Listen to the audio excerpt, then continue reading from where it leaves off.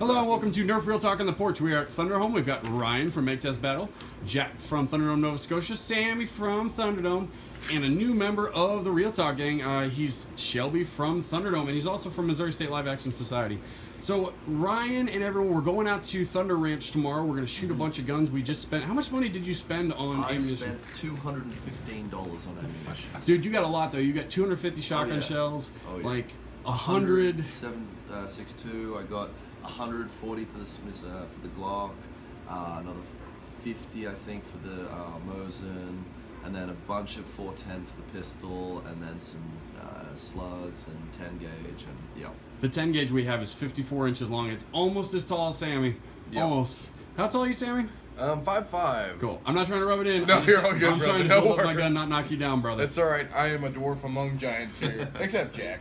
So the plan is tomorrow we're going to go out there and really, we wanted to give Ryan the full MuriCa experience. So this has been the 2017 MuriCa World Tour. Yeah. We're going to shoot off fireworks, we're going to shoot guns. I'm going to take him frog hunting tomorrow night on the river with some bows. Knife deep and a squealing pig. And that'll be Friday night, and then going into Saturday, we'll drive home, and then I think he's gonna drive down to Tulsa. Yes, and then fly out to Atlanta to hang out with Bobo, and then where are you two after that?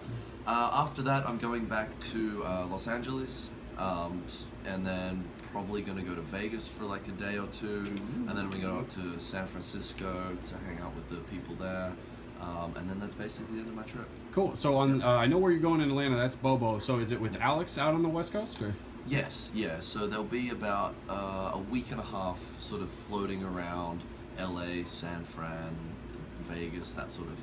The plan's a little bit flexible, but that's the idea. Yeah. Flexible plans are good. And I was telling him, I think it was yesterday, when you go to San Francisco, you're going to be in like, oh, it's summertime, it's hot. I went out there in the middle of July, and dude, it gets down to like 50 degrees at night. It's just, and then it's just sweltering during the day. So you've already got your camo coat.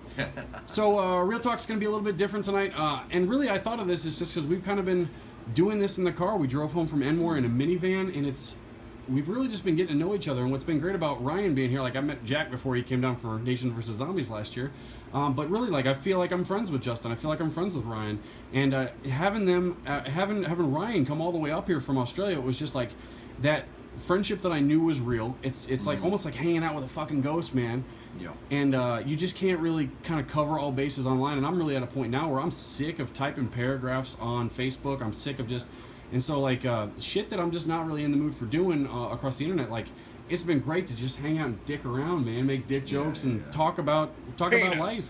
I mean, and that's exactly the point. Like, this trip for me, I mean, less so for you guys, because I'm sure you've all, like, met other people before, but over in Australia, everyone here is just internet friends, right?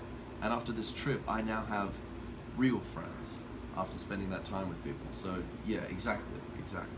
I'm really like, I'm working on selling my rental house. If you've been a fan of the channel for a bit, you've seen me working on The Deuce.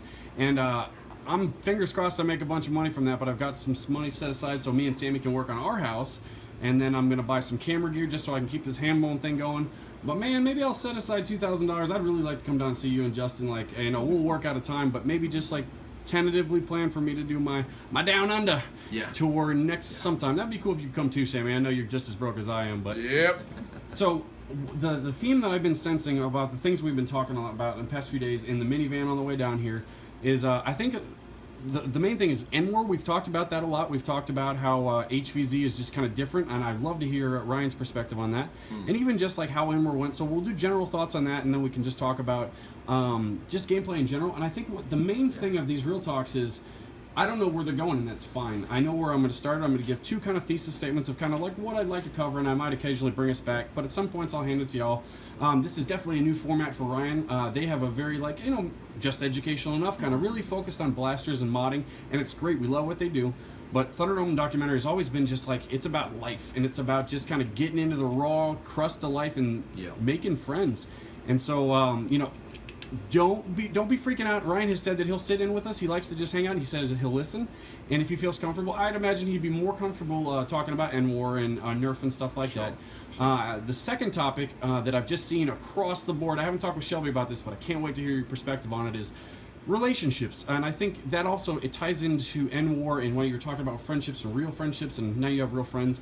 But I want to kind of poke it. We can talk a little bit about friends, but man, I really want to talk about girls, guys, stuff like that, and just like because I feel like across the board when people are struggling with stuff, most of the time there's a relationship issue going on in there, and so I'm really like I'm gonna draw up some ground rules here, and you guys can feel free to break them. But I think in general, just to I think it's a more loving thing to do because everyone's had problems in relationships. My ground rules are when you're talking about past relationships or current relationships, I ask that you refer to it as someone I used to date. And if that's even too much of just like maybe you've only dated a couple people, I don't know the details and we'll find out on that.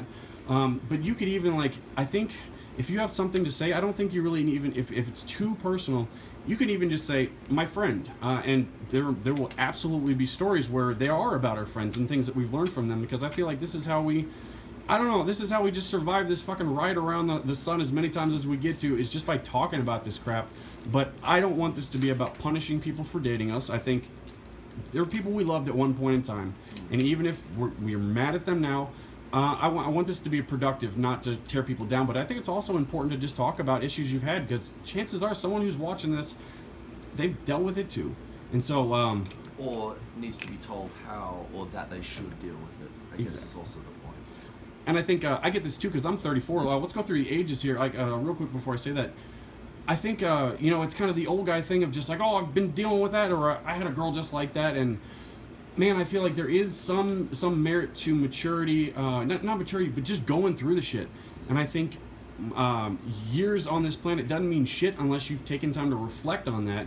And sometimes, like, sometimes you wait 10 years and you just bottle it up and you just kind of numb it out and just wait until, man, you can just deal with it and then you move on, get a new girlfriend. But, like, I think it's good to talk about stuff. So let's try and not put our ex-girlfriends on trial or ex-boyfriends on trial, whatever it may be. But let's just... I think we can do that. So it's just a person I used to date. If there's a if you think it's really gonna single somebody out, maybe talk about it in terms of my friend had a situation, and we're gonna really try not to. If you say it's your friend, we're not gonna push on that. That we're gonna honor the fact that it is your friend. And I asked you as the viewer to not make that assumption either. To not say, oh well, Jack's lying. It's not about him. Sammy's lying. That's not really about his friend. He's really talking about him, because I think we're taking a lot of like chances here by even talking about this stuff, because this stuff's really personal. So just kind of come with us on this ride and try not to judge too much, and be honest with yourself in terms of when you've made mistakes too. And I think we'll all be better people from that. So I'm gonna open it up. I'm gonna leave it to who wants to start it. But I think we start on the Nerf, and I think through that we'll kind of inch into the relationships. But don't feel bad about tangenting. But also if we tangent, don't feel bad about saying, hey, I actually have one more point on this. And then we'll just kind of come back to it. Sure. Oh, and one more disclosure. I've also given these guys veto power, just in case we do say something that's just like, oh wait, man, that's a little too personal. They have veto power, and Sammy's got a little notebook right here. And so as soon as something happens that's veto, I'm gonna stop the camera, I'm gonna write it down, and then I'm gonna cut that out. And I think that's totally fine. So I think that's totally fine, because like because we're opening ourselves up doesn't mean that we have to share everything. So we get to pick. We are in charge of what we share with you, and for me it'll be a lot, and for some of the newer guys, Sammy will share a lot. I'm not sure how much Jack will do, but Brian, this is brand new. He's never done this intimate setting, so I'm really thankful for anything that he does choose to share. But if he chooses not to share something, I'm not going to judge at all. So who wants to start? Endwar. Well, I'll start with the HVZ stuff, right. Because I think I have a fairly unique perspective now on HVZ from around the world. Because I've done monthly games where we have, 20, 30 people in a park, no cover, 25-second stun time of zombies. And that's what I do every month. I run those events, and they're great fun. And I've also played, except for the one that ran at the same day as Endwar, every single Z-Town, which is a currently stock-only war, but it's, that long format, large amount of people. And now I've gone and played Endwar, which is the same sort of thing, but from an American perspective. And so I think the first thing straight up to just say about Endwar is, wow, it was really cool. I agree. It was very different to Z-Town. So was that your first international? That was my first international event. I mean, I don't travel for Nerf. I haven't done that before. So You guys blew up really fast with Make This Battle. Maybe you can give me like 30 seconds on like about your growth when you started. Yeah, I mean, so when we started, it was basically, originally Make Test Battle was actually going to be like almost the entire Melbourne community. We had about 20 people, and we all sat down in this dumpling restaurant and said, hey, we want to make a blog. We didn't even think YouTube channel. Our original idea was to do a blog like My Last Dart or Outback Nerf or something like that. And we sort of all sat down in this dumpling place and we're like, yeah, we're going to do this, we're going to do this. And then eventually sort of people sort of fell away from the side and were less committed. But Justin, Alex, and myself, we were the three main kind of admins at the time, and we all just sort of, the three of us, were all looking for a place to stay at the same time, and it just sort of happened that we moved in and just sort of tuck up the reins because between the three of us, we had the skill set. Justin is fantastic behind the camera with the editing software. And, Alex just has that zaniness that he can just throw all this stuff out and around, and then I just sort of took it and refined it and, made a bit more, You're like the refined. mad scientist engineer, and I love it. You're Yeah. kind of like our Cameron, like I'm just Yeah, always sure. impressed by this stuff. And there might be some people watching this that just haven't seen Make This Battle, and they make really, really good stuff. And there's definitely some friendship stuff and some heart stuff in there. Yeah. But man, they make really good just Nerf gameplay, Nerf mods. If you've ever heard of like Hellcats or what's the Oh, motors you yeah. make? So that's the other sort of part of Make Test Battle. That's not so much like a shared thing, but that's something I've done under the idea and sort of the things that I've driven through into the community is bringing out the motors. So we've got obviously the Rhino, Hellcats, Honey Badgers, and Wolverines, and I feel like most people would at least be familiar with those nowadays. But What are motors? but it's like from me, like what I want to do with Make Test Battle and what Justin and Alex, what we wanted to do when we started is we wanted to make the content that we wanted to watch. And so what I saw that was just super lacking, and what Justin saw was super lacking, and what Alex obviously saw as well, is the stuff that's what we sort of make. So there's, really, if I do say so myself, well edited, very informative mod guides, as well as, well cut and, edited gameplay and, just that sort of stuff. So I guess as a consequence, all of our stuff at the moment is focused on a thing. So the person behind the camera that you see in Make Test Battle as Make Test Battle Ryan is like that character that I play. So and that's a direct consequence of the content we make. Yeah, like I did that because before then I was on Reddit, I was on Facebook saying exactly the same things, just to a much smaller audience and a much more angry and toxic audience sometimes. So pushing through cronies, pushing through lipos, pushing through good motors, that's just sort of, that's who I am, and that's what I'm trying to do more of with Make Test Battle. You mentioned like Z-Town being stock, and like Yes. when you said that, my dick got really hard. Because like, dude, we're just like, I like modding, it's cool, it's always been kind of a thing, but that was coming back from the N-Strike days where blasters sucked unless you modded them. And that's one of the things that really frustrates me is when the people in our community who are a community of Nerf modders, like, to be fair, we're here because we like modding Nerf blasters, and when everyone just has that knee-jerk reaction to, oh, Z-Town, it's stock, it's gonna be shit, it really hurts me. So much fun though, Yeah. man, just like, oh. Yeah, Z-Town stock is just as fun as Endwar modded, but the game is different, right? In Z-Town, and I really hope I can get Dave and the other Z-Town admins to butt heads with all of the Endwar admins, because there are a lot of lessons that they can learn from each other. So Z-Town, it starts and it finishes at the beginning and the end. There's no mission breaks, there's no mission briefings.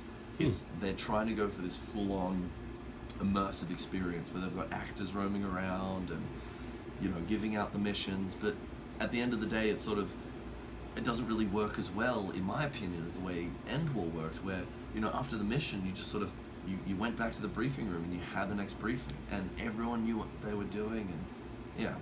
But that's not to say that the Z-Town experience wasn't, amazing, because it is. But the actual blasters that people use don't really change the game that much, And I've seen too, like, you're talking about it, and I'm just thinking, like, the barrier of entry is getting higher and higher to some extent. Like, I think with the Elite Blasters, the Rival Blasters, we talked about this in the last Real Talk, that it can kind of compete with it, and now, like, the game's changed even in the last 2 years, just with the Rivals. They're able to kill people with Super Strikes, and that's fine. But, like, I like the fact that just even playing with elites, everyone's kind of got elites, or you don't have rivals down there because like it's. Sure, Maybe we can sure. talk about that. Actually, give me like explain the rival thing because that's okay, changing our game here. That's real simple. It's just a simple case that the energy in a rival ball is too high to be classified as a toy, so it cannot be sold as a toy. It's not illegal. It's not a gun. They can't sell it as a toy because by our standards, there's I don't remember the standard code, but there's a definition that says that if it's a projectile, it can only have this much energy. And yeah, so if you want rival, you can get it off Amazon or you can get it off eBay, but it's just prohibitively expensive to do that. Okay, so you can't have any sale on it, but you can legally own it? No, they just can't put it in the store and advertise it as a toy. It won't be on the Okay. toy shelf in Toys R Us or whatever it is. exactly. Kangaroos R Us. Exactly, and that's exactly the same reason as why Australia has the grey triggers. You know, if they made a grey trigger rifle, then it could be sold. But Ooh, I don't know if it would work. Yeah, It might that- work, but like I think that's the whole zing to rival. It's like that next step. And me and Ryan have talked quite a bit about this in terms of just like the stuff they make in Australia because there is paintball, but it's cost prohibitive. It's more difficult. It's not like casual here where you can play for $50 for a weekend on a weekend day. And airsoft is not really a thing because if it looks like a gun, it is a gun by Australian standards. Yeah. And so really you get, in the United States, we get the Nerf, or the paintball people and the airsoft people, the Milsim folks, they kind of do their thing and it's almost like a sport and it's very like, I don't want to say meatheady because man, I played some paintball, we all have, and we enjoy it. But the Nerf community here is very much like, it's quirky and we like that most of the time. yeah. And so with Rival, like, I can't remember where I was going with that, but anyway, somebody pick it back up. I wanted to. yeah. My question, when you're talking about if it looks like a gun, it most likely is a gun. No, it's not. That's considered a gun. Like It's they'll charge you considered a as gun. assault with a weapon if you do. Speaking of which, like when you did your MP5 mod on your Strive, like how does that come into play? Well, that for me, that's a blaster that is contextual. Okay. Because still, at the end of the day, it's still a Nerf blaster with some 3D printed parts in, and it really comes down to. Let's say I had that in public. It really would come down to the judgment call of the police officer who would get called to the scene, because, you know, in one way, it's blue. It's, you know, it's still kind of goofy shaped. It's made of plastic, and if you go through their technical definitions of what is an imitation firearm and what isn't, you could point like, oh, that says it might not be, but then they could just go, oh yeah, but that says it could be. You know, so it's It's really just the discretion of the officer. Exactly. Now, Exactly. on that subject, like how lenient or like how hard are the officers in Australia? Look, again, it's really going to come down to who it is. And what day they're on too. Cause, Exactly. Okay, fair so enough. we've had in one of our videos, we you know, I just sort of handy-cammed after the fact. We had our SWAT team basically come down and That was in the park, wasn't it? yeah, it was in I a remember park, that video, and that was just some guy who had a sling fire. I'm pretty sure. You know, I think it was. I don't even think it was painted black or anything. I think someone just saw him running around with a sling fire, called the cops, and heaps of them showed up. And then at the same time, Adrian, you know, you've probably seen if you've watched our videos. Adrian had a full orange Chris Vector. Oh goodness. You know, and the SWAT people looked at that and didn't say anything. What? You know, so at the same time that we get really concerned, maybe the concern is a little bit misplaced. But the problem is, if that did go wrong, if they had have gone, you know, you've got an imitation firearm. That's a really big charge, and that's not something that I want to happen to my community, because then that just kills the community. I think it's really interesting too. Like, and I'm not even sure. Like, I'm at the point where I'm acknowledging the fact that a lot of the YouTubers watching this probably are, you know, in the range of like, you know, maybe 11 to 13, like that kind of in between area, and so they might not have the full information about it. Yeah. But man, Australia is a very interesting place in the way that it was founded and everything. Most of my info and like kind of insight into culture in Australia has been Steve Irwin, because he's a personal hero of mine. I think a lot of people in America could say that. And then having Nerf friends and having these types of conversations. But it's also Jim Jeffries and him just talking about that. And so, but when you're talking about in terms of like 11 through 13, like, man, they have a lot of access to stuff like this too. But they might not understand. Like, even just give me. I don't want to leave the question here, but like, tell me why Australia exists. Why is there white people off in that island? Like, tell me about the beginning, and then tell me why there's no guns there anymore. Can you get that? Well, see, I think that comes back to a bit more of an American idea that America evolved through, you know, your conquering the shit, what was it called? The West, or whatever, you know, with, you know, fighting empires and Indians stuff, and all that sort of stuff. We didn't have that because, you know, the British settlers sort of rocked up, and the natives had spears and boomerangs, and, you know, plague and disease killed most of them, but they set up their colonies and just sort of was a thing, you know. We didn't have a civil war. We didn't have frontier justice. We had just settlements, and they sort of just took care of themselves. And so, you know, Australia used to have a lot more loose gun laws until 1997, when we had a massacre in Port Arthur, which is a town in Tasmania, which is the little island below Australia. The mainland. It's still part of Australia. Anyway, yeah, so a guy shot a whole bunch of people, and like a lot of people. For its time, it was the most people ever killed in a shooting. And so at the time, the sitting prime minister had the political impetus to put through all these restrictions, and a lot of people will argue they haven't helped, a lot of people argue they have, but it's the almost unanimous, you know, opinion of the statisticians and scientific community that it's definitely helped a lot. Before then, there was almost a mass shooting with 10 plus people killed almost every year or two, and then since then, there's really only been one shooting where more than like I think more than 4. Yeah, whatever, however we define it, there's really only been like 1 or 2, and they're sort of like don't really count. And the last one was at my university, so you know, I think it's really helped, and I think the gun laws are sensible, but man, I just wish they would clarify a bit with their imitation firearms laws, you know.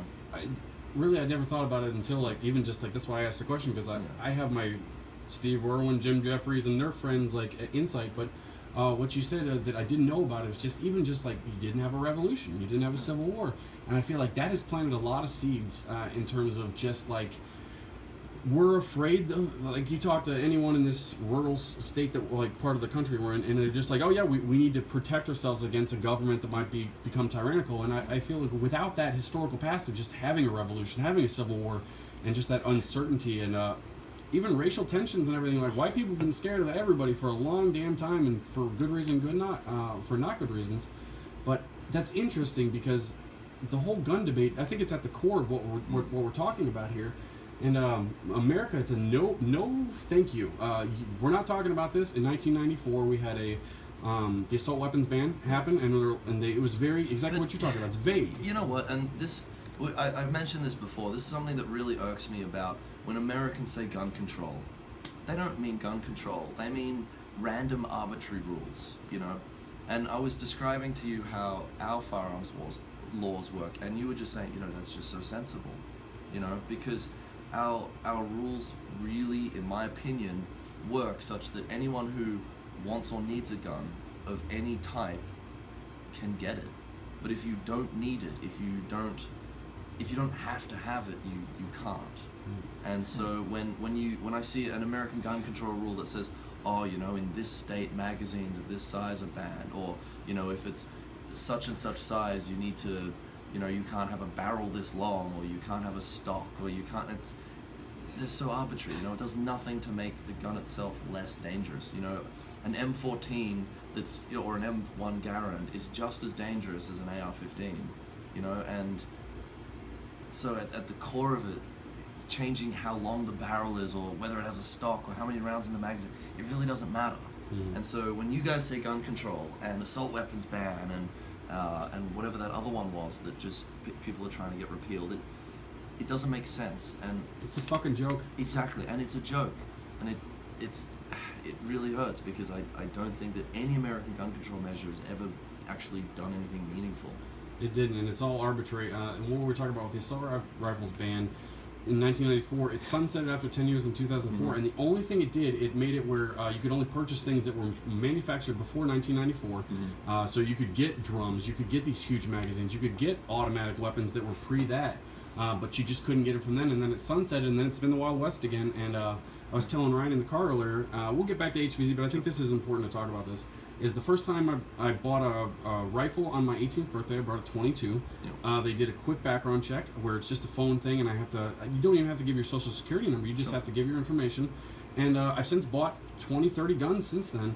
My first handgun, I had to apply for a permit, and there was like a 7-day waiting period, maybe 15 something. And I lived 3 hours away. That was my technical residence because that was where I was from. Yeah. I went and applied for a permit. There was a waiting period, and once they approved me and doing the background checks on it, I drove up and I got my permit and then purchased it in my hometown. Yeah. And I was like, oh man, this is really annoying. And then, dude, 5 years later, I'm able to just walk into Walmart or into Bass Pro right now, buy a handgun, and since I don't have any felonies or anything that's gonna red flag it, I can buy whatever the fuck I want. And compare that to Australia. We have, sort of explaining, we have 5 main categories that may be purchased. Only really 2 or 3 of those are really relevant. So for a pistol, at least in my state, and because of the shooting that happened, which was a guy just illegally bought 6 handguns, took them into class, and just started shooting people. Yeah, so if you want to buy a handgun in Victoria and you don't have a handgun license, it's about a 12 to 18 month period between the time when it clicks in your mind, I want to own a handgun, and you have that handgun in your safe. You know, so it's a really long time, and to go through that process, there is a lot of training, there's a lot of qualification, there's a lot of evaluation, not formally, but you're with an instructor, you have to get these tests, so it's all about, but in that time, you can still shoot. There's a system where you can just go to a range and borrow someone else's, and you're supervised and instructed, and then at the end of that process, you can apply to buy a gun.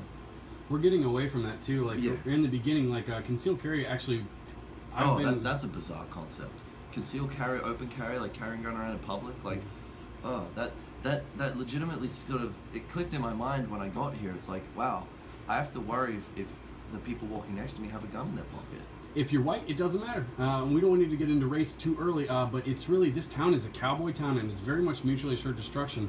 And I say if you're white, it doesn't matter, because if you don't fuck with people, you just assume that everyone's armed. It's very much like the OK Corral, and it works out most of the time.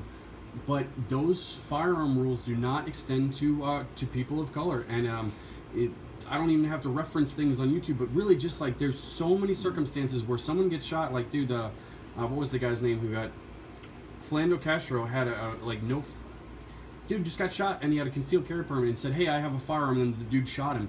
White people can walk around with AR-15s, and just like the cops are like, hey, what's up? If that, but so when we're kind of in this big time where I think the internet is pushing things forward too, and I think even with what you're talking about, what year did you say it was, 1997? Yeah, 97. So that's like right when the internet was kind of America Online kind of time for us. I'm not sure what you were going on.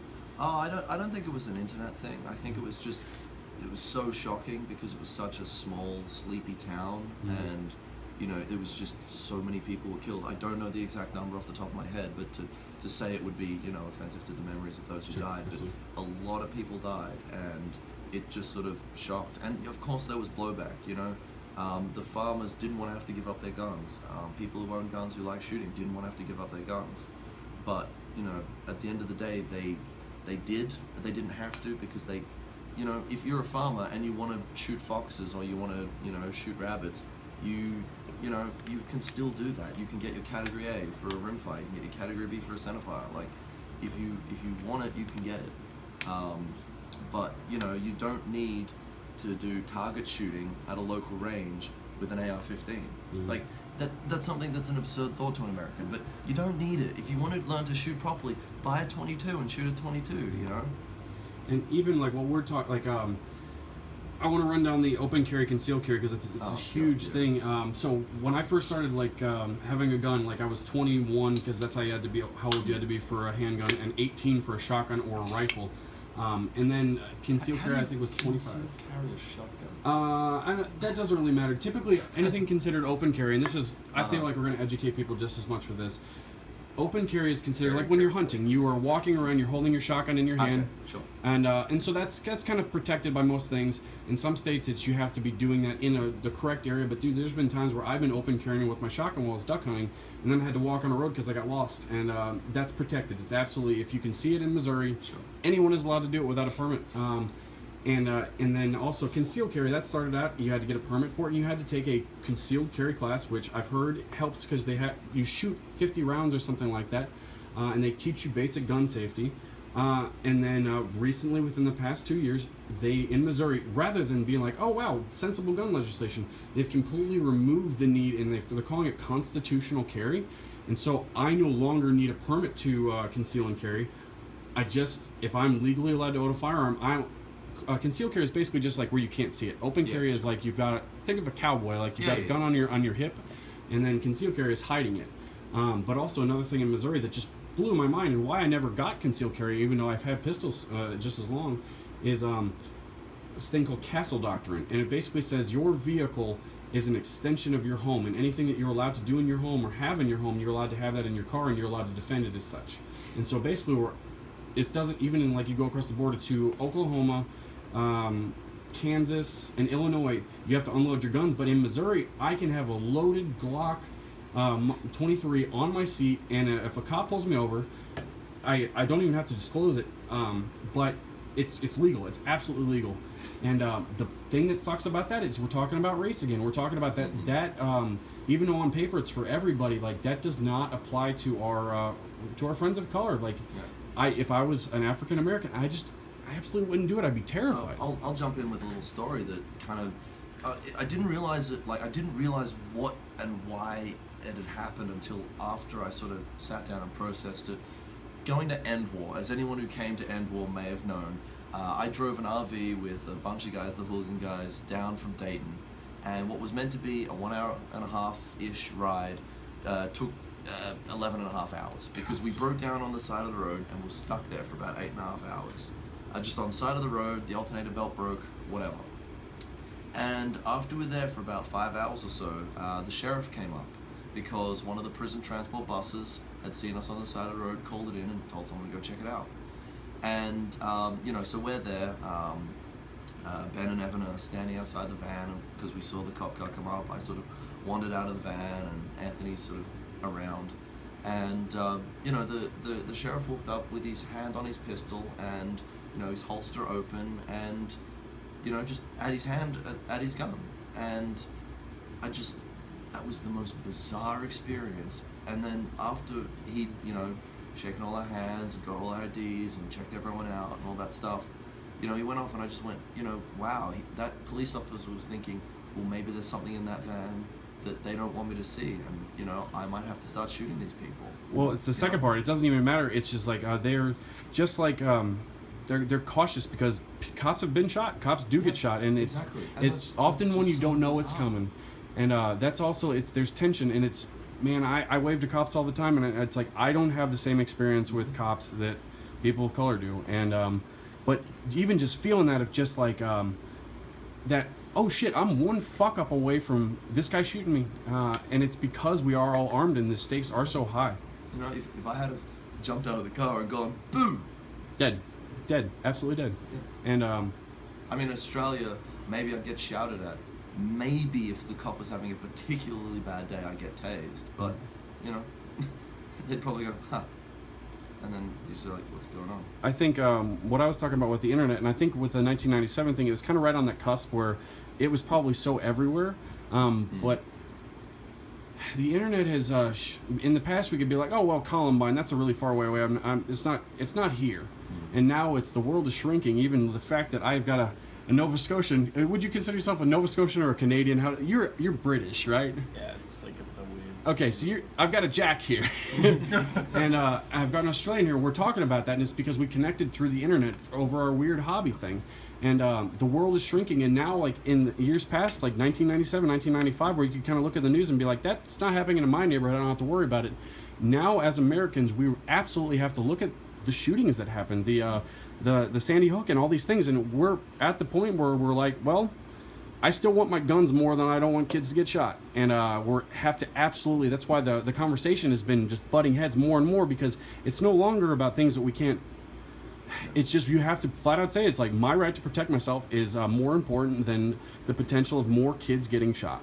Yeah, and that's sort of the unfortunate thing. Like, from my perspective, I don't think America is ever going to have an end to that, because everyone considers it in their mind that they have the need to defend themselves, you know, and that's because everyone else considers themselves needing to defend themselves, and it's everyone's sort of at an arm's length at each other, because it's like, oh, you know, I have to protect myself from you, and it's like talking to a mirror, because the other person is thinking the exact same thing. I almost got shot in a Goodwill once. I was buying. Today we learned that in Australia, like, they don't really have Nerf thrifting, so we did a bunch of it today, and they just throw all the Nerf guns that get donated to them. Nerf blasters. It's a Nerf gun. A staple gun shoots staples. I'm not gonna argue, but so I was in Goodwill, and they take in airsoft guns. Like, pretty much you can always find some broken ass airsoft gun, and I found an airsoft pistol. It's probably in the shed right now. Orange tip on it, but it looked like a Beretta M9. And I was not acting weird, but I'm a weird looking guy. If you've watched any of our videos, you know I'm a little sketchy looking. And so I walk up to the counter, and then I see this dude, this just America motherfucker, who, you know, he's got a gun on him, and he's just looking for that opportunity to shoot me. And he thought it looked like he was trying to be sneaky, but he's doing this thing where he's kind of floating around me, kind of trying to get a look, and kind of going behind stuff and talking to his wife, and just basically going like, I'm holding a gun in front of me, not in an offensive way. I'm standing in line to pay for my $2 airsoft gun, and this dude is waiting for me to do something, waiting to kill me. And I was like, there was nothing I could even really do. See, that's the thing. From his perspective, he was waiting to save the day. Yes, that's you nailed it, man. And that has to change if you want change, and I don't think that's gonna happen. You can't bomb your way to fucking peace, and we're gonna keep doing that forever. All right, I love this conversation. I could continue it forever, and we can totally come back to it. I actually want to give Jack a chance to talk about it, because you were in the UK until you were 9, so you were do you have dual tri-citizenship? I want to hear about your perspective on the gun thing. Like, we've been talking about it with the US and Australia. Like, how do you feel about all this?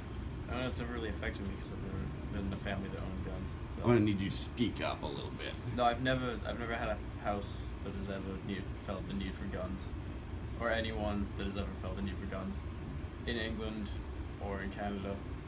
It's never been a thing that's affected me, and I don't know. England's okay with it. They have a lot of. It's probably close to Australia than it is to America, and then Canada. Canada's great because you can watch all those like border security shows where Americans think that it's just an extension of America, so they try to like wander across the border. That's our 51st state, motherfucker. Yeah, yes. They walk in and they're like, "Oh, look at all my fancy guns," and then and the Canadians go, "Hey, maybe don't do that."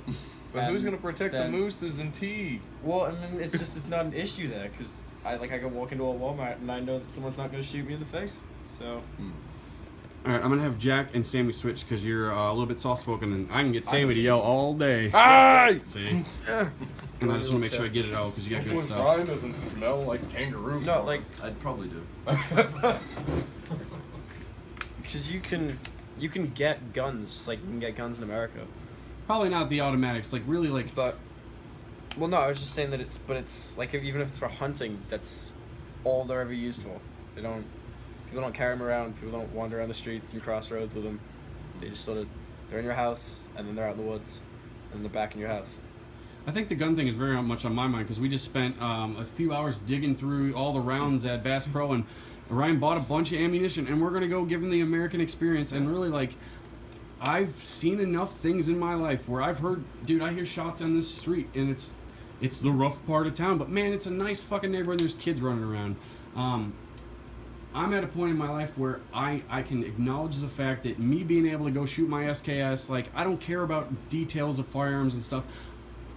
The fact that the background check for me to get a firearm is a phone call in which they have to delete the information, so I'm not on any kind of file. I'm just saying, like, there's got to be something in between no guns and the fucking arms race cowboy thing we got going on now. And I just, as Americans, like, we're just fighting about everything else, and just like, dude, for 8 years we had a president who people thought they were going to take away the guns, and that meant we couldn't get 22 ammo. They stockpiled it, and as soon as Trump got in, dude, there's 22 ammo everywhere. And it's that fear. It's that fear that there is a nuclear war coming, and people forget that, man, they got flying robots, and your 22 ain't going to fucking help, you know? Yeah. That's so, the way I sort of summarize it is, in my mind, is you just have to ask yourself the question, what do you need? What do you want, and why do you need it, and why do you want it? You know, you don't need an AR-15 to go hunting. you can hunt with a bolt-action rifle. So if you want to hunt, you want an AR-15, but you need a bolt-action rifle, you know? And But I want to blow up Centurions with Tannerite on my line. See, but and you can do that with the 22. I'd trade that. Right. I'd absolutely trade it. And if that meant no more dead kids, but it's not a simple equation like that. Oh, And I get that. we're totally going to get yelled at from all sides on this Sure. because it's worse than the abortion issue because, like, in America, it's just so, we're just a gun culture. We're a car culture and we're a gun culture, and we're very unwilling to budge with that. And most people aren't on the extremes, but since there is that polarity, it pushes us all to one side or the other. And I think trying to pretend like you think that every baby should be armed because you like having your rifles, that does a disservice to everyone, because there has to be something that's, I think we just don't trust the government. We don't trust the government to be in charge of us here. And Look, and I guess for us, everyone sort of sat down and did the thinking on the rules and basically said, look, Australians should be easily able to have, which is a Category A, which is actually really simple to get. I think it's a couple of weeks and a course to get that. There's an air rifle, air rifle, rimfire rifles, and break action shotguns. Yeah. You know, is there anything that you could need to do with a gun that doesn't involve shooting another human being because you think they're going to kill you first? Like that trifecta covers that. the biggest thing for me was, like, I've been growing up shooting pump action shotguns, and that was like, when I heard that wasn't allowed in Australia, I'm like, oh. But then I was like, you know what, like, if that was the rules for everybody and the ducks weren't seeing all these pump action shotguns, and just like, dude, I could kill plenty of ducks with just a double barrel. And if I think people don't necessarily feel like a sacrifice will make for a better world. And if you could say that me selling half of my guns or giving them away would mean that a kid would not die, and that decision was in front of you, I think 99% of us would make that. We would trade half of our guns. But I don't think we're being forced to just say, but I won't ever trade all my guns, no matter how many of your kids have to die. No matter, like, it's an us versus them thing. All right, I'm going to jump around here. Yep. Man, this is a whole lot. I want to had rip it up because, man, I got only a little bit of Ryan time. I don't want to spread it out. So the gun thing, that's there. Let's go back to HV. Actually, Shelby, do you have anything to say about the gun thing? Like, how do you feel about it? Like, let's give you a couple minutes just to. And I've grown up shooting guns my whole life too. Just an American thing, living in a rural community. My grandpa collects a whole bunch of guns. Yada yada yada. And it doesn't even have to be specific what we were talking about. Just like, give us your thoughts. Like, what was on your mind? Like, what were you wanting to say while we were talking? Take it any direction you want, brother. Here, I'll go to Sammy. I'll come right back to you. I'd Sure. like to clarify. Yeah. You know, when you say, "Oh, I've grown up with guns all my life," I've grown up with guns all my life.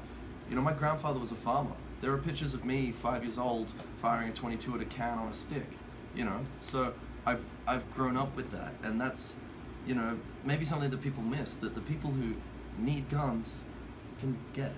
That's what I was talking about with Tom of Foam Data Service, who's a Brit, and he's just like, yeah, we can get guns. Like, I've shot guns, like, but it's very much what you're talking about. It's the need thing. Need doesn't come into it here. It's all about want. And if I get to use, we're gonna go shoot my 10 gauge shotgun from 1978 tomorrow. I don't need that, but I got it for $100. And you know what? It's fun because it feels like you're shooting an elephant gun.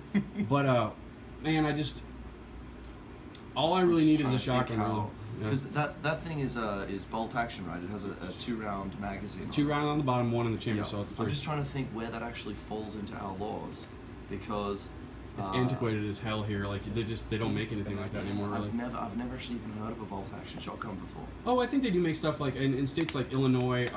You know, like, you can shoot deer with high powered rifles here, center fire, 308, anything really. It's because we have hills, and so when you fire something 2 miles away, or 1,000 kilometers is the equivalent of that. If you fire that, it's going to hit something. And it's generally, if you're not going to kill anybody with that. But in Illinois and in Indiana, like, we drove through that. That's flat as hell. If you fire something that can go 2 miles, then you're going to hit a house eventually. You're going to hit something. So up there, they do have some stuff with, like, slugs. They can only hunt deer with slugs, and so they play a little bit shorter game with it. Sammy, like, that's interesting. Like, I think that's the whole thing, even with our stuff, of like, what's an assault rifle, and it's so blurry. What are your thoughts on the whole gun thing, Sam? The whole gun thing, like, I'll go off previously what the conversation me and Ryan actually had when he was first educating me on the Aussie land gun control stuff, like the regulations to that, like different the 5 main categories of the restrictions. Like, yes, I believe that you're good to own a firearm here in the States, but like he said, there is a difference between need and want. I feel like, yeah, if you want a firearm, yeah, you can get it here. I mean, but we should also enable more restrictions on it. Therefore, when you were talking about the background check, yeah, we need to continue doing that, obviously. But I also think we need to progress and also do psychiatric evaluations as well. Yeah, it might cost more money to do, but it also might save the lives of more people who people can lie about anything, but with psychiatric evaluations, I'll give you one here because a lot of people are listening to this and it's the same problem of distrust of the government. I'll say this, that's I think is a very easily tangible compromise, and it's a fucking waiting period.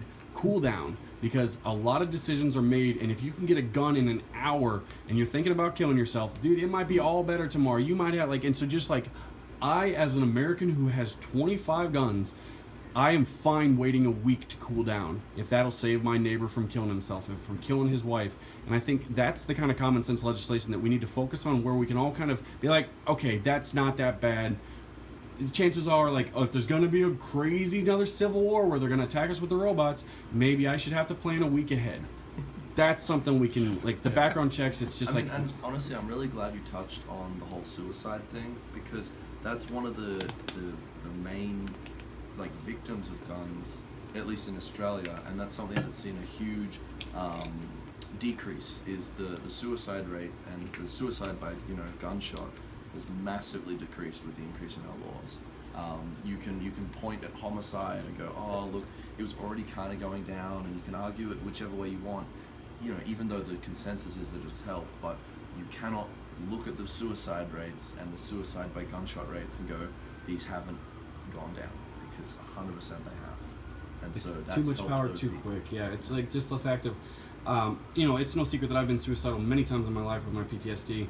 And I always said, if I did kill myself, it might be with a gun, but I've used guns so much that it would always be when I chose it. It would be the tool that I used, but it wouldn't be while I was crying. It would be when I chose it. But I think a lot of people don't have that luxury of just you just are so upset for a second, and maybe you hold it up to your head, and it's just you're not 100% familiar with what's going on with that, and you accidentally do it, or you're able to make that decision of, do you want to leave this earth in 5 seconds, and with anything else there's at least a little bit of time, and there's a chance that you can get to the hospital. And that's really where I think the homicides, it's complex, it's absolutely complex, but I say we focus on the waiting periods and we focus on the suicides, and just man, anybody who really takes a look at themselves can wait a damn week for a gun, Did you figure it out, Shelby? Maybe we should just go back to muskets. Well, that's like the Super Strife War, brother. We can't go back. What are your thoughts on what I was talking about, or extending the regulate, or the I would like to call checkpoints on getting a gun. What are your thoughts on maybe adding the psychiatric evaluation? See, sorry, it's funny you bring up psychiatric evaluation.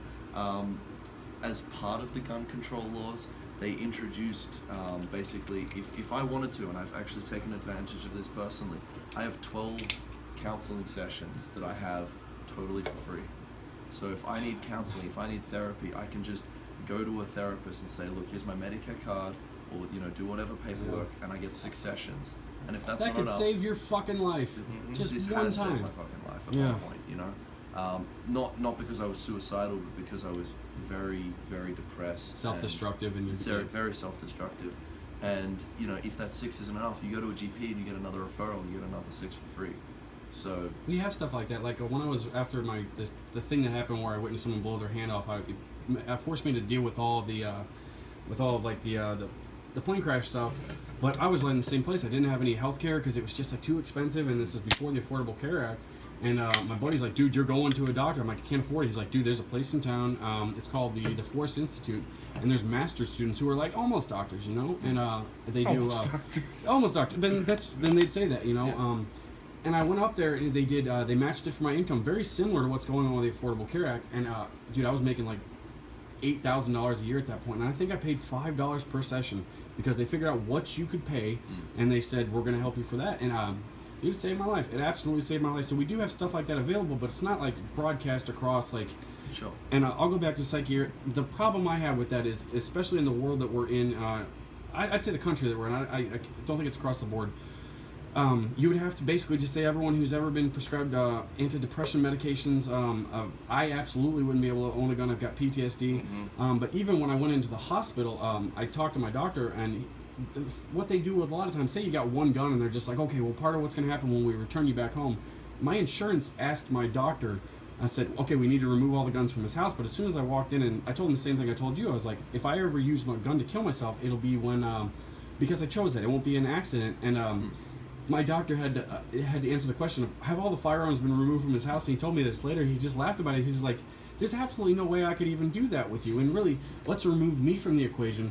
Even if you get rid of all the guns, like, I don't know, maybe perhaps the only thing we could really do is just like if you've had an emergency stay in a. But even that though, man, you're not going to get everybody because there's so many people who have mental disorders, and I think that would further actually demonize talking about mental health and talking about problems. And so I don't think that's the silver bullet to it. I think what he's talking about, I think there needs to be counseling readily available, and the Affordable Care Act was a step in the right direction. I think it was a compromise in the right direction as far as I understand it. I mean, I don't know you there's guys' nothing politics great. very well. There's nothing great about it, but man, it saved my life. I've actually had, dude, I take like 6-7 medications. I have, I didn't have a psychiatrist before I went in the hospital for my suicide stuff. I went in the hospital for my suicide because I knew I was going to make that choice. It wasn't, I didn't cut my wrist and go in there, and some people go in there and there's nothing wrong with that. It's, if you end up there. But for the first time, I had a psychiatrist, and he balanced my meds. He added a new one, and I had someone to talk to about it. But after then, like, they took me serious in terms of all my problems, because before that, it's like talking to my primary care doctor about, hey, I'm really, really depressed, and I felt like I could never tell him, hey, I'm suicidal, because I thought they'd lock me up. But after that experience, then everyone believed me that I was hurt and broken, and I don't think I would be really, really sad if people didn't go seek counseling, because especially Yeah, like see, that's the thing in Australia. A doctor doesn't prescribe you antidepressants. A counsellor does. You know, so I went and I thought, you know, maybe I should ask to take some antidepressants. And so I went to my counsellor and said, hey, you know, do I need to take these things? And eventually they said no. But that was more because they went with, you know, just talking to me and stuff like that. But it's not a doctor that prescribes it to you. It's a psychologist and a psychiatrist that does that. we kind of have both, and it doesn't really work well when it's primary care. I think just general SSRIs, which is basically just like that's your across the board kind of depression medicine. It boosts your serotonin levels.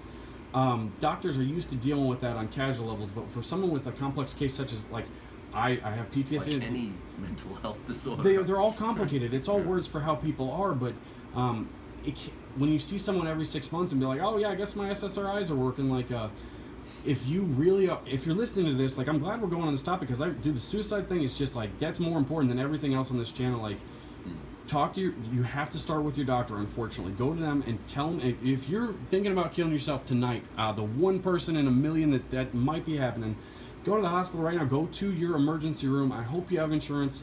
But go there and just say, I need help, I'm suicidal. And they're not going to lock you up. If you go there voluntarily, you don't even have to stay there. But after that, you'll probably stay there for a few days and they'll give you medication. And then after that, you'll have a relationship with a doctor that will save your fucking life. And the fact that as soon as you just say the words, I'm suicidal and I need help, you don't have to hide anymore. It's you put it out there, and there's people who can help you. And it's not as scary as it thinks. Like as you think, we're all here together on this, you know. Sorry, that's my passion. But yeah, so talk to your primary care doctor and let them know, like, and say, look, I'd like a referral. And even if they're kind of blowing you off, like, don't let them blow you off. I learned through going to the doctor, you have to be your own advocate for this. Yeah. This is their job. They go in and they're gonna, if you say my foot hurts, they're gonna look at your foot, maybe X-ray it. But it's hard to say my brain hurts and I don't feel like being alive anymore. But sometimes that's all you have to say is I'm feeling really depressed. Don't be afraid to say suicidal. But then clarify it afterwards, like I did. Say like, I'm not at risk of accidental suicide, but I am at risk for choosing to not be here anymore. And that means you need someone to talk to, not someone to come steal your guns. So, sorry. No, you're good, man. Like, Yeah. it's I don't know. It's a good thing like to hear from like somebody coming from that standpoint of going through a situation like that. It's eye opening. Like what would like how would it happen? Like what would happen? How do you react to that? Like say that you're going down that road. Like how like in that situation, how should I react to help you out? Can you grab my soda from over here? I'm just if I move at all, it's just like I'm gonna go look at the trash can for a little Like bit. I feel like in that situation, like if you were to ever like go down that dark road of depression again, I mean, I would do everything in my power to try to calm you down. What if I and- told you already have? And there's been times even while you've been living here where I've been, and I think it's just because I have this conversation with myself a whole lot of, do you still want to be here? And it's almost 50-50, and really it's ever since you moved in and came into my life, and I got that fucking cat, where dude, I'm never gonna want to be here every single day and keep wanting to fight the fight. But let's just say 30 days out of the month, let's say 5 of them, I'm thinking about killing myself. Maybe you knock 1 or 2 of those out because we're playing Halo. And that kitty, she comes up and just smiles and purrs her ass off at me, and that knocks the other one out. And then I just got to fight that one fight with that one. And so I think that's the thing that people miss out on here. It's not about, like, Rob's upstairs and he's got a gun. It's not always that cliche of, like, how do we fix it now? It's just being adamant about telling people you care about them and just being like, even, and it's awkward. It's even Sammy's just like, well, man, if you're ever at that point, like, I'm here. Like, even when I've come to Sammy, like, I haven't even been like, hey, Sammy, I'm suicidal. Like, it's more of just like, hey, man, what's going on? Hey, you wanna play some games? And just like forcing yourself to just leave your room when you're depressed and seek out that one friend and just come back out in the light and get out of the damn cave. And conversations about suicide you don't even ever have to say that word. It should never be that awkward or like. I understand for the person who's going through that, they're in a very traumatic state of mind right there. But they should never like if you're going to somebody really close, like shit. I've only known Ryan and Jack for like a couple days now. Yeah, Ryan 20 for like 48 hours. Like I consider them family, and if I was going through some sort of like depression like that, and I was on the verge, and I reached out to him, I feel like I'd feel comfortable talking to him, even with Shelby. And I've known Shelby for like a year now. The problem is though, you have to know your friends too, and you like And go yeah, ahead. and this is sort of how we can segue this back to relationships. I like it. After all, Good of job. this. It's about being open with people, because I want to talk about this more in a bit more of a personal setting where I can sit down and edit my own video about this. But for me, my life and growing up was dictated by this idea of being stoic and taking all of my feelings and putting them in a bottle and not talking about them and putting that bottle somewhere. And it just gets to that point where the bottle gets too full. And when that happens, if you don't have any outlet, if you don't have any way to just say the things on your mind, they run around inside your head in circles and they fester. And you feel alone with all that shit. Like you're the only one who's ever felt that. Yeah, and it's just about the people that you're around. Even if it's just about being open and being able to just say if something's bothering you, because there are a lot of people, I'm sure, who would have these issues, these problems, and just don't think they can talk about it, because I know I couldn't. It was real difficult for me to admit to myself that I needed help. I was basically told by my mother to go and get help after some stuff happened. Stuff didn't happen. For me, I don't get suicidal. I just get purely apathetic. Yeah. So there's times I've spent 2 weeks in my room without leaving. Me too, man. Yeah, and so the only way that gets fixed is if you can talk to someone about that. And so the key to that is being able to trust other people and maintain these relationships, not just, you know, romantic ones, but interpersonal relationships where you can just sit down and say to someone, look, you know, this is how I feel today. And, you know, I feel like a lot of people with these problems, because I know from my experience, you don't have that. And that's sort of why these problems develop in the beginning. Mm-hmm. So that's, you know, the other piece of advice. You know, it's not just if you're suicidal, go and talk to a doctor. It's that if you don't feel 100% or you feel upset or you feel depressed, just talk to someone you trust about it. And if you can't talk to a person you trust in your personal life, talk to a professional about it. That's what really helped me. But having those relationships where you're open with people, yeah, and that's something I'm still learning how to do. Something that is really like, I got put on a new medicine, like, because I was still kind of depressed, and it was really like when I took my Adderall, I wasn't depressed anymore. And I think something we forget is that you're not supposed to feel unhappy and miserable all the time. It's not how people are. Healthy people aren't just sad by default. And sometimes it takes feeling that new medicine, that serotonin spike in your brain, and just you have that aha moment of, how did I live like this for that long? I forgot what happy actually felt like. And I don't want to say you'll never get there if you don't kind of just, all you got to do is just start walking, just trying something like we're doing right now, just kind of talking about it. And then like the talking to your doctor is really good too. I kind of want to talk about relationships a little bit too. You kind of planted the seed. This is also like it's complicated stuff, especially for people who don't really understand it, because we are complicated. And then like, and you're with somebody, I think in terms of like, if say you're married or you've kind of been with someone for 10 years, you kind of have that luxury of like, I know I can come to Sammy with unfleshed out, unpolished thoughts and give him the best thesis I can and say, here's a whole bunch of stuff. Please don't judge me. Let's talk about it. And then he's not going to, like, sometimes when people who love you will typically, if they're afraid for you, like that goes a different route.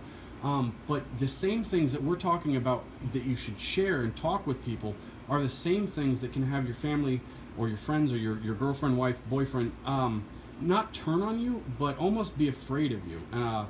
I have had situations like that in my past, people that I used to date for a good amount of time, a little bit, where they were always the person that I could talk to about everything, just like I am with Sammy. Like, I can say my suicidal stuff, and I can even say the firearm stuff of like, as soon as you, sometimes that can slip into, it can be used against you, but I think that's a byproduct of a relationship that's going to end anyway. But I will say breakups are always bad, almost always bad. Even the best ones, you're still going to miss someone, which sometimes pushes you to feel angry because you don't know how to cope with it. But I think I don't know the answer to it. This is like one of those unthesis statement things of just like, if you have the feeling that someone in your life is about to be done, and guard your heart just a little bit, because that can really hurt. If just like the person you thought you could just confide in them, all of a sudden that it kind of gets turned around on you. I don't even think it's their fault. It's just like you're changing in their mind of the person you are, and things that you've said in the past about your mental health or your well-being, where they could understand it and knew your lines, as the shades that they're wearing are changing on how they view you. The things may be the same things you've said before, but they might be interpreted differently. And so it's tough with relationships because it's kind of different, because like I hope that I'm friends with Sammy until I die, whether that's next week or 60 years from now if I'm just made of magic. 200 years. Medicine is going far in this world. And I feel like I don't want to live that old. And I'm comfortable because I feel I like don't want to fight the Reaper. I feel like me and Sammy are on a track for that, because we talk about shit, and even when there's problems, like, we don't let it get to the exploding point. We talk about the sizzling point, you know.